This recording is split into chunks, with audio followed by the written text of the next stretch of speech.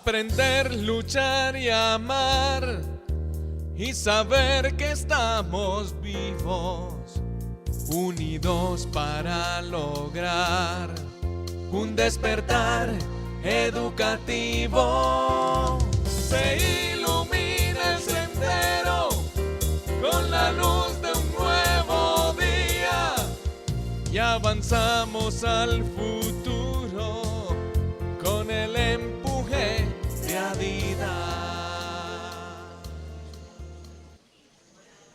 Amigos televidentes, muy buenos días. Hoy nuestros anfitriones son los empleados y directivos del Centro Recreativo Quimbaya, ubicado en el municipio de San Jerónimo, al occidente de Medellín. Jaime Vidal, muy buenos días. Kelly, muy buenos días. Y también nuestros anfitriones especiales son los más de 200 docentes que se han dado cita aquí para celebrar los 10 años de la Red de Maestros Investigadores Normalistas. Es una actividad académica que se está cumpliendo en este aniversario. Bienvenidos. Atención, nuevo modelo de evaluación permitirá el ascenso de cerca de 40.000 maestros en el país. Importante, este modelo de evaluación acaba con el monopolio del gobierno. Los pares académicos tendrán la palabra. Junta Nacional de FECODE establece principios y criterios consensuados para la evaluación diagnóstico-formativa. Adidas rechaza represalia de la Secretaría de Educación de Antioquia contra un grupo de docentes que participó en el paro. Insólito, otra vez los docentes de la Unión y el Bagre sin servicio de salud. La Fundación Médico Preventiva no paga.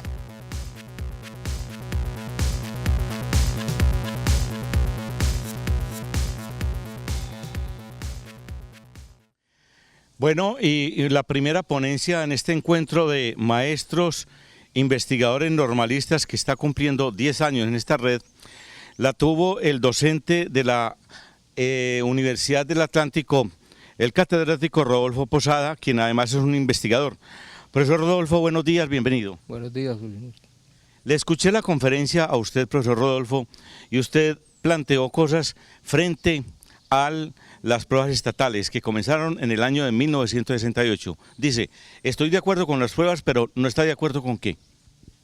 Sí, las pruebas son un indicador, pero no es el único. Se ha asumido los resultados de la prueba como el estado de la calidad de la educación. Eso lo que da es un indicador, lo que da es un índice de comprensión de lectura de los estudiantes, y la calidad no se reduce a eso. Entonces están tomando por calidad un concepto que es una parte de lo que conforma la calidad, de verdad, la calidad de la educación, como es el caso de la lectura de los estudiantes, en este caso las pruebas. ¿Se miden en las pruebas el conocimiento o no se están midiendo los conocimientos de los muchachos? Bueno, más que conocimiento es una información. Hay una diferencia entre información y conocimiento. El conocimiento es una producción donde hay análisis, hay síntesis, en fin. En cambio, responder una prueba es tener como especie de una estructura mental, de tener una lógica de la pregunta. Por eso hay estudiantes que les va muy bien en los resultados de las pruebas porque tienen ese tipo de pensamiento, mientras que otros, así sepan mucho, no les va bien porque no tienen los elementos para responder. Injustas esas pruebas estatales con los estudiantes, porque es que se estandariza todo el país y un profesor o un colegio, un estudiante del Bajo Cauca o de la región de Urabá no es lo mismo que un colegio de un barrio importante de Medellín. Toda evaluación tiene que tener un contexto. Entonces, cuando un estudiante está en una zona, en una región del país en donde faltan muchos elementos, donde no hay la lectura suficiente, en donde la educación no tiene los mejores avances, obvio que allí pues no va a haber los resultados propios que se pueden dar en otra zona del país, en otra región donde sí hay esos apoyos a los estudiantes. ¿Cómo debe ser la evaluación para los docentes de Medellín, Antioquia y Colombia? Para los estudiantes. La evaluación para los estudiantes Esto que estamos haciendo acá, por ejemplo, de que el profesorado tenga claro eso de la evaluación, de los tipos de evaluación, es muy importante para que ellos la apliquen en su quehacer docente.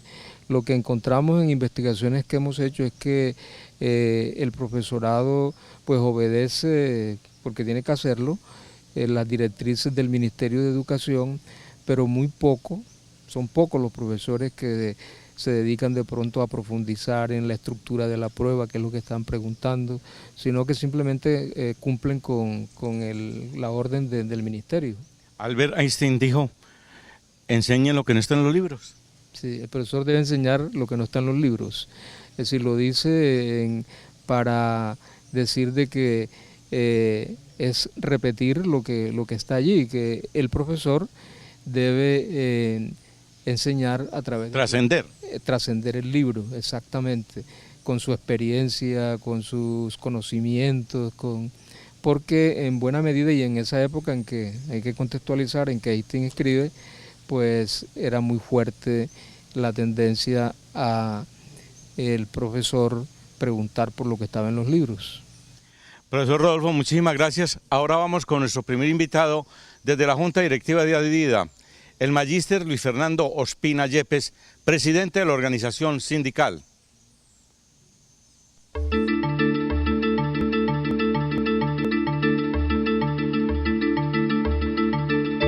Buenos días a toda la comunidad educativa, especialmente a los maestros en su labor pedagógica.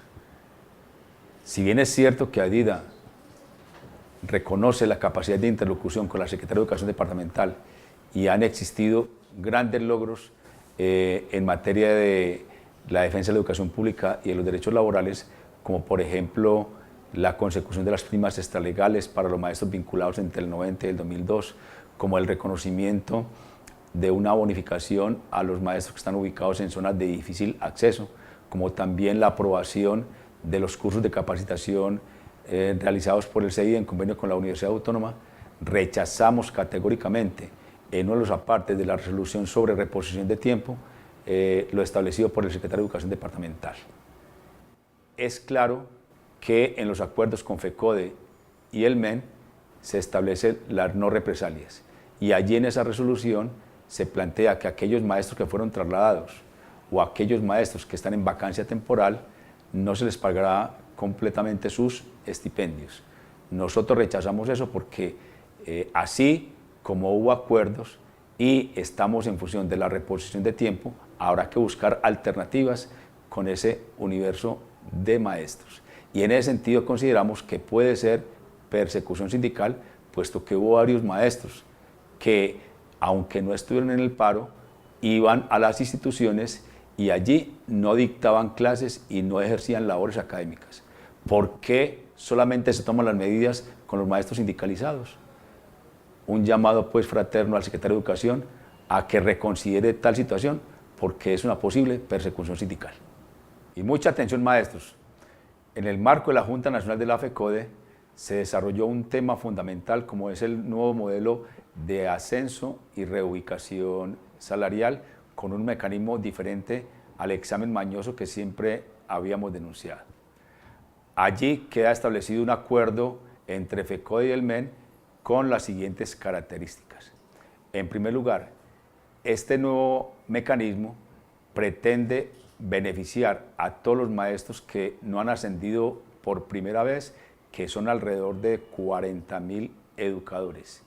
Allí se le quita el monopolio de la evaluación que estaba en manos del gobierno y queda en manos de los maestros a través de pares académicos y como tal valoración de su propia visión o enfoque evaluativo. En segundo lugar, la regla de oro fiscal que tenía el gobierno de que máximo se dedicaba el 1% para ascensos queda eliminada o quedó abolida no solamente por la Corte, sino que aquí todo el maestro que le ascienda se le garantiza su nueva ubicación en el escalafón. Igualmente se destaca que allí participaron maestros del 1278 adscritos al CEI nacional y con la participación de intelectuales, académicos y universidades del país con unos principios pedagógicos y cualitativos. Y de otra parte, desmentir aquel rumor de que se estaba, digamos así, copiando el modelo chileno de 360 grados, con participación de toda la comunidad educativa, los rectores, estudiantes. Allí queda claro un marco más de carácter cualitativo y en función de garantizar la promoción de los maestros hacia un ascenso en su carrera docente. También en la Junta Nacional hubo una conferencia muy importante sobre coyuntura política en el país y allí se trató de desarrollar un tema muy importante como lo es la educación. Se criticó profundamente la actitud y la política del gobierno de Santos en materia de educación, puesto que a todas luces pretende manifestar que Colombia será la más educada alrededor del año 2025. Pero esta situación, que es un estribillo, dista mucho de la realidad, puesto que el Producto Interno Bruto de otros países de América Latina está por encima de lo que tiene Colombia, que está alrededor del 4%, y existen países con el 5%, el 7%, el 8% y el 10% de América Latina.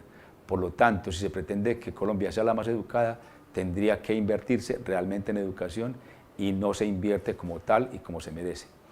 También se hizo una crítica, obviamente, a la pretensión de la jornada única y obligatoria.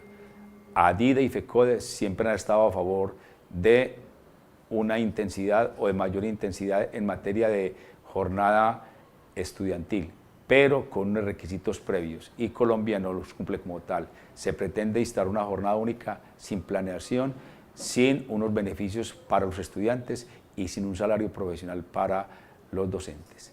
En ese sentido, llamamos la atención a los rectores de Antioquia, que como un estímulo que se les da en porcentaje por crear la jornada única y no tener las condiciones mínimas, es que no lo hagan por beneficios personales, sino que lo hagan de acuerdo a condiciones reales de implementación de una jornada para que se beneficie la comunidad educativa. En ese sentido, llamó la atención que no se pretenda aumentar la jornada sin unos requisitos mínimos de garantía para las comunidades educativas.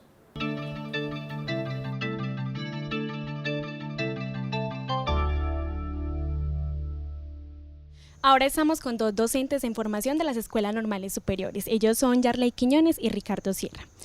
Profe, me dicen que las escuelas normales están amenazadas. ¿Qué piensa de eso? La amenaza de que las escuelas normales desaparezcan es algo que de pronto nos pone en un preaviso. Tal vez porque desde el ministerio no se ve la escuela normal como un verdadero ente que forme en las cualidades que debe tener un maestro para este ciclo.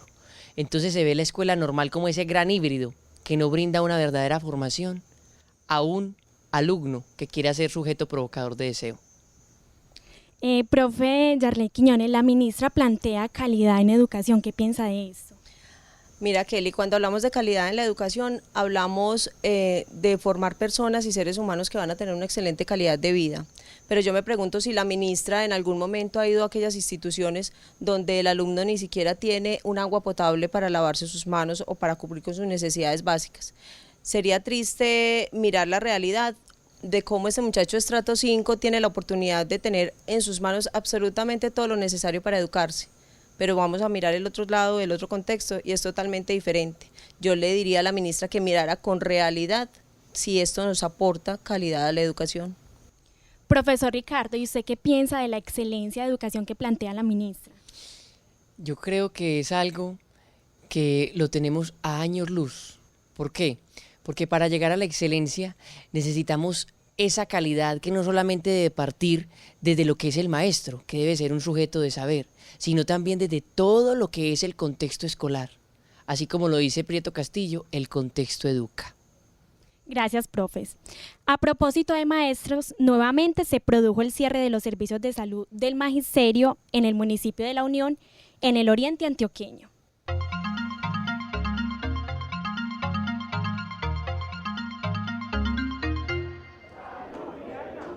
El pasado lunes 10 de agosto, en desarrollo de una asamblea extraordinaria del magisterio del municipio de La Unión, cumplida en la institución educativa Pío XI, los docentes declararon la desobediencia civil. ¿Qué podemos rescatar de la Asamblea? La unidad del magisterio, reclamando sus derechos y diciéndole al gobierno nacional: paguen por favor a los prestadores de salud y a los prestadores de salud que cumplan el contrato que firmaron en beneficio del magisterio colombiano y en especial del magisterio unitense. En la Unión son 150 docentes oficiales, quienes hoy no son atendidos en el Hospital San Roque porque la Fundación Médico Preventiva presenta una mora de 45 millones de pesos. El cierre de la prestación del servicio genera graves problemas para cerca de 500 personas, incluidas los familiares de los profesores. Por veces consecutivas ha sido suspendido el servicio médico a los usuarios y sus familias en el municipio de La Unión, Antioquia.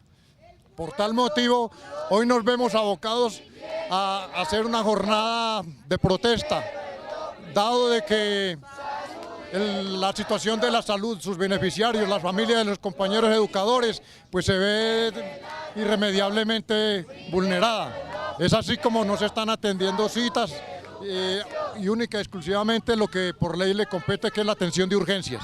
El problema radica en problemas de salud. Salud en el municipio de La Unión. Todos los maestros ni siquiera los atienden en cuestiones de urgencias, ni siquiera urgencias. Médico general, especialistas, nos mandan para la ciudad de Medellín para situaciones sencillas como una pediatría, ortopedia, sabiendo que los especialistas pueden estar aquí en el oriente antioqueño. Entre los docentes manifestantes encontramos casos realmente graves y complicados que demandan solución inmediata. En estos momentos el caso mío, hace un mes vengo con presión arterial alta, necesito servicio de especialista con oftalmología para descartar un glaucoma y hasta el momento que no me lo han autorizado. Tuve cita particular y fui a la fundación y me dicen que no me lo autorizan porque es particular. Entablar acciones de tutela parece ser la solución para estos docentes, quienes ven en la Fundación Médico Preventiva una organización que vulnera su derecho a la salud y pone en riesgo sus vidas y las de sus familias. En el caso personal tengo dos asuntos muy puntuales. El primero, tenía un TAC y 2 años y medio estuve esperando que me dieran la cita correspondiente para realizarlo. Hasta que no monté una tutela no se me hizo este procedimiento. Y el segundo, en este momento tenía una biopsia de unos nódulos de tiroides, esperé 3 meses en lista para una supuesta cita, no me la dieron, también tuve que montar una tutela y fue la única forma que logré que me hicieran este procedimiento. Otro drama familiar encontramos en la docente Luz Marina García. Su padre, por una enfermedad grave, requiere de medicamentos de alto costo.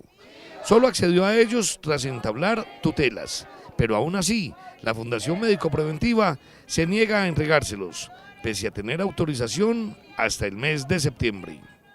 Cada vez que no recibe el medicamento de manera puntual, él entra en crisis, pues por lo delicado de su enfermedad. Y esta es la fecha a la que todavía no me han entregado el medicamento y la justificación es que la semana pasada la fundación estaba en inventario. Entonces uno dice, privilegian el inventario por encima del derecho a la salud de una persona que ya es adulta y que está enfrentando una enfermedad hace 3, 4 años, un proceso que se conoce, que se ha manejado todo, como les he dicho, a partir de derechos de petición, a partir de tutelas. Me toca viajar semanalmente 2, 3 veces a la Fundación Médico Preventiva para estar preguntando que si ya aprobaron X o Y procedimiento, que si ya entregaron el medicamento. Me dan teléfonos para llamar y allí evidentemente no contesta nadie, o sea que me están haciendo perder tiempo a mí, me están generando una crisis familiar porque es más ese sentido de nos entregan o no nos entregan el medicamento, ¿hasta cuándo nos van a seguir embobando? Esa situación para cualquier paciente es muy dura y para la familia peor. Al culminar la protesta de los docentes en el municipio de La Unión, Despertar Educativo entabló comunicación vía celular con el gerente del Hospital San Roque, Humberto Bernal Tobón. La Fundación Médico Preventiva paga y perfectamente se prestan todos los servicios en condición de normalidad, pero es imposible cuando ellos uno llama y llama y llama, envía cartas, envía de todo y ellos se niegan rotundamente a pagar los servicios. No tengo otra opción que cerrar para que la cartera no se dispare más. A la fecha en el hospital deben aproximadamente 45 millones usuarios que ellos tienen en el municipio es una cartera demasiado alta y de demasiado difícil cobro, porque ellos, pues soy insistente con esto, no quieren pagar. Ellos no les interesa pagar los servicios que se les presta a sus usuarios, entonces yo no tengo más remedio que cerrar los servicios. Le agradezco mucho por habernos atendido. Sí, yo quisiera agregar algo si es posible. Adelante, gerente. Uno intuye que la Fundación Médico Preventiva tiene una práctica sistemática que hemos venido denunciándola desde los prestadores, que es ellos solo pagan ante el cierre de servicios. No hay otra forma de que la Fundación pague por sus servicios. Solamente cuando se cierra y se hace la presión es de la única forma que pagan. Entonces ellos no tienen ninguna política de pago hacia los prestadores que no sea pagarles solo a los que cierran. Entonces por eso es recurrente y es muy común que veas en toda Antioquia, pues al menos hablo por Antioquia, que veas cierres constantes a la Fundación Médico Preventiva, porque es la única forma que ellos pagan, no hay ninguna otra forma de que paguen. La Junta Directiva de Adida informa a sus afiliados en Medellín que entre el 24 de agosto y el 1 de septiembre habrá comunas de carácter educativo, pedagógico y gremial, con permiso de la Secretaría de Educación Municipal. Estar atentos al cronograma a través de los medios informativos oficiales de la asociación.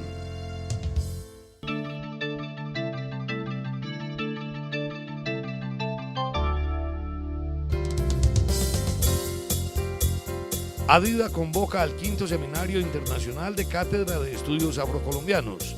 Fecha, 27 y 28 de agosto de 2015. Lugar, Teatro Luis Felipe Vélez Herrera. Inscripciones en el teléfono 229-1020. Bueno, y ahora estoy acompañado del docente Rodrigo Jaramillo Roldán, es docente de la Facultad de Educación de la Universidad de Antioquia y director de la Red de Maestros Investigadores Normalistas. Profesor Rodrigo, buenos días. ¿Qué es la red?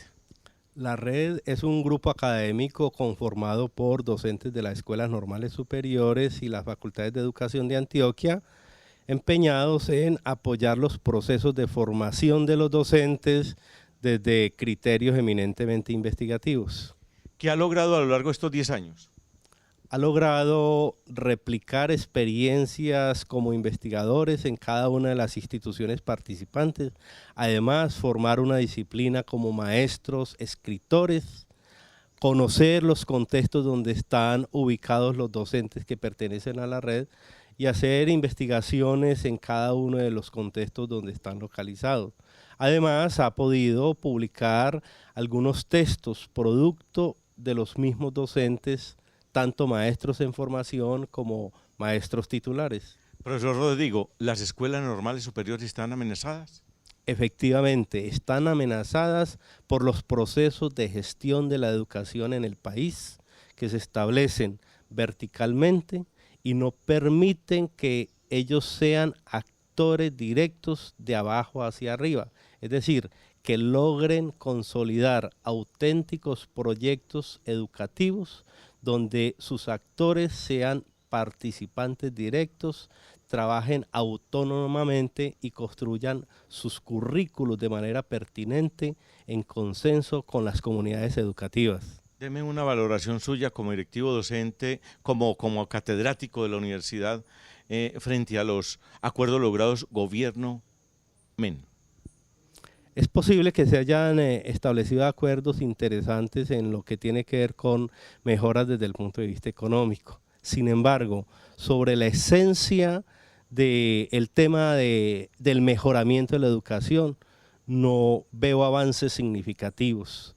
Es posible que hayan hablado de calidad, pero no tocan asuntos cruciales como corresponde a la autonomía, a los procesos de evaluación como actos eminentemente formativos, a la participación de los actores en auténticos proyectos educativos, tal como lo estableció la Ley 115. La ministra viene diciendo educación de excelencia y el país más educado en el año 2025. ¿Será posible eso? No lo veo posible por dos razones. La primera, se confunde la gran meta de la calidad, el mejoramiento de la calidad, más no el mejoramiento de la educación. Por otro lado, se establece una visión de calidad desde el punto de vista de cuantificadores, estándares, mediciones por lo regular externas a los procesos de los propios actores que configuran las comunidades educativas. Palabras que se vuelven de moda, calidad, excelencia. Efectivamente, la calidad ha entrado a convertirse en una expresión repetitiva, tipo cliché, que generalmente está vacía de contenido. La última publicación de esta red es esta que fue presentada aquí en San Jerónimo, Educación y Calidad, el rol de los maestros.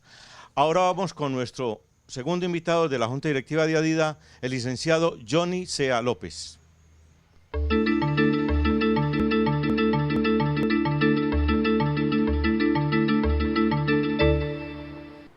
Con el llamado a seguir unidos luchando por el avance en los acuerdos, sesionó la Junta Nacional de FECODE, poniendo como tema central los pormenores de la norma por el cual se reglamenta parcialmente la evaluación de ascenso de grado y reubicación de nivel salarial para aplicarse a los educadores que no han logrado el ascenso, liderado por los compañeros maestros vinculados bajo el 1278 y que hacen parte del CEI Nacional y la Comisión Negociadora. Se presentaron los 10 principios consensuados, así como los criterios, instrumentos y administración de la evaluación de carácter diagnóstico formativa, no sin antes aclararle al magisterio que la propuesta acordada dista favorablemente a la que días previos a la Junta estuvo rodando misteriosa y malintencionadamente por las redes sociales. El primer criterio, de carácter diagnóstico formativo, que permite identificar las condiciones, los aciertos y las necesidades en que se realiza el trabajo de los docentes. Segundo, con enfoque cualitativo, visto como un proceso que aborda la profesión docente en su práctica concreta, en su contexto y sus condiciones. El tercer principio, de contexto y reflexión, centra su mirada en la manera como el educador se relaciona con miras a la cualificación de las dinámicas de formación que impactan en la calidad de la educación. De validez y de integralidad, permite valorar la práctica educativa como proceso y tiene en cuenta el rol del maestro en el aula, en la comunidad y en la sociedad. De aula se refiere al quehacer del docente en el aula y desde allí se valora la capacidad de interactuar en el marco del proyecto educativo institucional. Transparente, los criterios de valoración han de ser explícitos, públicos y publicados. Democrática, porque reconoce al educador como ciudadano, sujeto de derechos, deberes y de saber. Con autonomía escolar, esta se relaciona en el marco de la autonomía escolar, el proyecto educativo institucional, el plan de estudios, la adopción de métodos de enseñanza y las características regionales, con libertad de cátedra, que reconoce las perspectivas académicas e intelectuales de los docentes y su desarrollo en la práctica. Y la última, que es con pluralismo pedagógico, donde se respeta las diferentes posturas que orientan y se actualizan en la acción docente. A partir de estos principios y teniendo como centro la práctica educativa y pedagógica de los docentes, la evaluación de carácter diagnóstico formativa se basará en los siguientes criterios.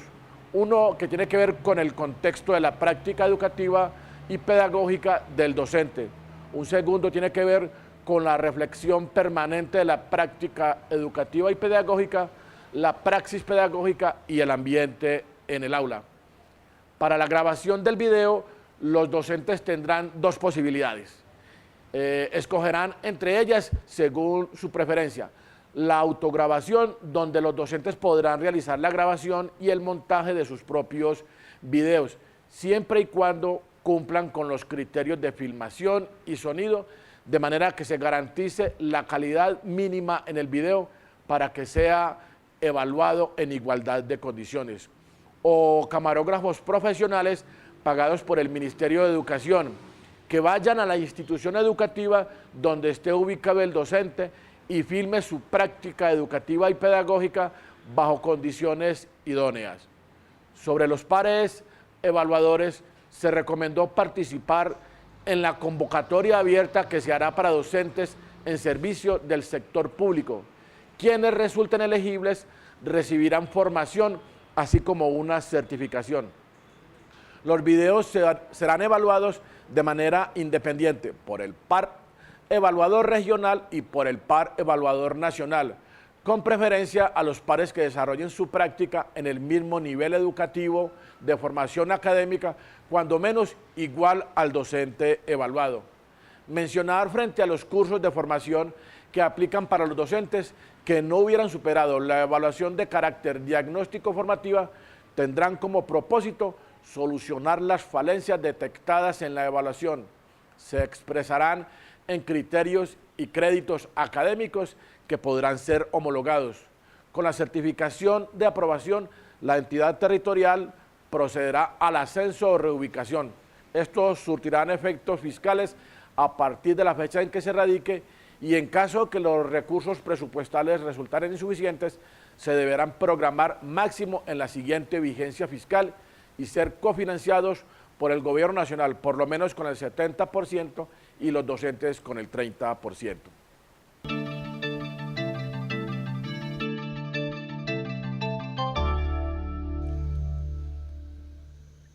Bueno, ahora estoy acompañado de la docente Mónica Betancur Álvarez. Ella pertenece a la Escuela Normal Superior Genoveva Díaz de aquí del municipio de San Jerónimo, es decir, la anfitriona.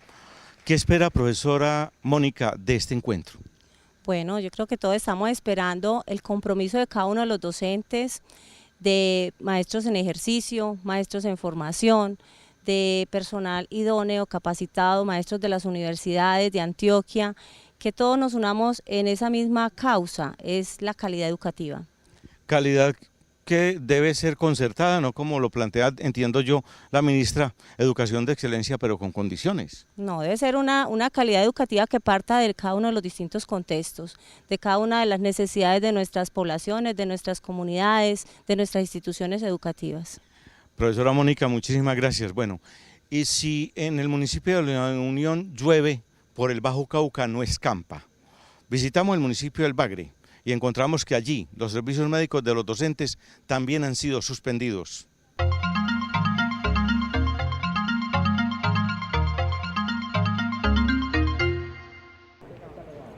Estas son las instalaciones de Medicauca, la entidad que hace 6 años presta los servicios de salud a los docentes y a sus familias en esta población del Bajo Cauca antioqueño. Esta entidad, hace 2 semanas, volvió a suspender la atención en salud. Por la falta de pago. ¿Cuánto debe la Fundación? Nos debe desde el mes de enero a la fecha.